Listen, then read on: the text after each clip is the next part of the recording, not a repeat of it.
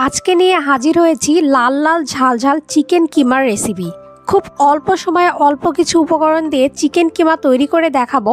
এজন্য চ্যানেলটি অবশ্যই সাবস্ক্রাইব করবেন আর ভিডিওটি না টেনে সম্পূর্ণ দেখবেন। চিকেন কিমা কিভাবে তৈরি করতে হয় এর ভিডিও রয়েছে, এর একটা ভিডিও আমি ডেসক্রিপশন বক্সে দিয়ে দিয়েছি, আপনারা চাইলে দেখে নিতে পারেন।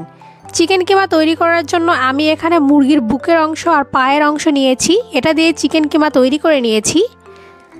এবার একটি কড়াইয়ে আমি তেল গরম করে নিয়েছি, এখানে একটা তেজপাতা, একটা শুকনো মরিচ, দুইটা সাদা এলাচ, দুইটা কালো এলাচ আর দারচিনি দিয়ে দিয়েছি। এরপর এখানে 1 কাপ পরিমাণ পেঁয়াজ কুচি দিয়ে দিয়েছি।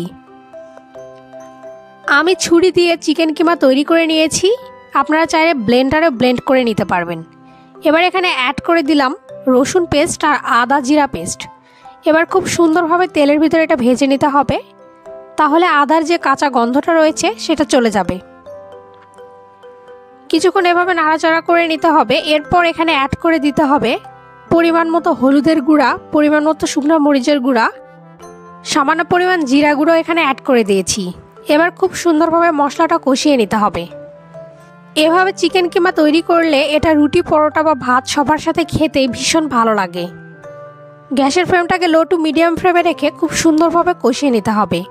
মশলাটা যাতে পুড়ে না যায় এ পর্যায়ে এখানে সামান্য পরিমাণ জল অ্যাড করে দিতে হবে।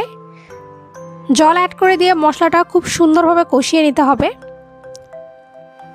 মশলাগুলো ভালোভাবে কষানো হয়ে গেলে এখানে অ্যাড করে দিতে হবে আগে থেকে তৈরি করে রাখা কিমা। আমি ছুরি দিয়ে চিকেন কিমা তৈরি করে নিয়েছি। অনেক সময় ব্লেন্ডারে ব্লেন্ড করে নিলে খাওয়ার সময় চিকেন কিমাগুলো পাওয়াই যায় না, এজন্য ছুরি দিয়ে চিকেন কিমাই আমার কাছে বেশি পারফেক্ট মনে হয়। একটু সময় নিয়ে গ্যাসের ফ্লেমটাকে লো টু মিডিয়াম ফ্লেমে রেখে চিকেন কিমাটা খুব সুন্দরভাবে কষিয়ে নিতে হবে। এভাবে কষিয়ে রান্না করলে কিমা খেতে ভীষণ ভালো লাগে।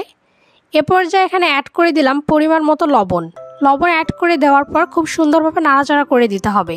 ফ্লেভারের জন্য এখানে ছোট ছোট 4টা কাঁচামরিচ অ্যাড করে দিয়েছি। চিকেন কিমা তৈরি করার সময় এভাবে কষানোর সময় এটা সেদ্ধ হয়ে যায়। তারপর এখানে খুব সামান্য পরিমাণ জল অ্যাড করে দিয়েছি। তারপর 2 মিনিটের জন্য ঢাকা দিয়ে দিতে হবে। 2 মিনিট পর ঢাকাটা উঠিয়ে নিয়েছি। এবার মশলা থেকে অনেকটা তেল ছেড়ে দিয়েছে এবং কিমা থেকেও অনেকটা তেল ছেড়ে দিয়েছে। এ পর্যায়ে আপনারা চাইলে লবণটা চেক করে নিতে পারবেন। দেখুন অনেকটা লোভনীয় হয়েছে এবং অনেক সুন্দর একটা কালার এসেছে। এবার এটা গ্যাসের ফ্লেম থেকে নামিয়ে নিয়েছি। এবার এটা পরিবেশনের জন্য একদম রেডি। এরকম লাল লাল ঝাল ঝাল চিকেন কিমা থাকলে এর সাথে আর কোনো কিছুরই প্রয়োজন পড়ে না। ভিডিওটি আপনাদের কাছে কেমন লাগলো তা অবশ্যই আমাকে জানাবেন। এখনও যারা আমার চ্যানেলটি সাবস্ক্রাইব করেননি তারা প্লিজ চ্যানেলটি সাবস্ক্রাইব করে ফেলবেন।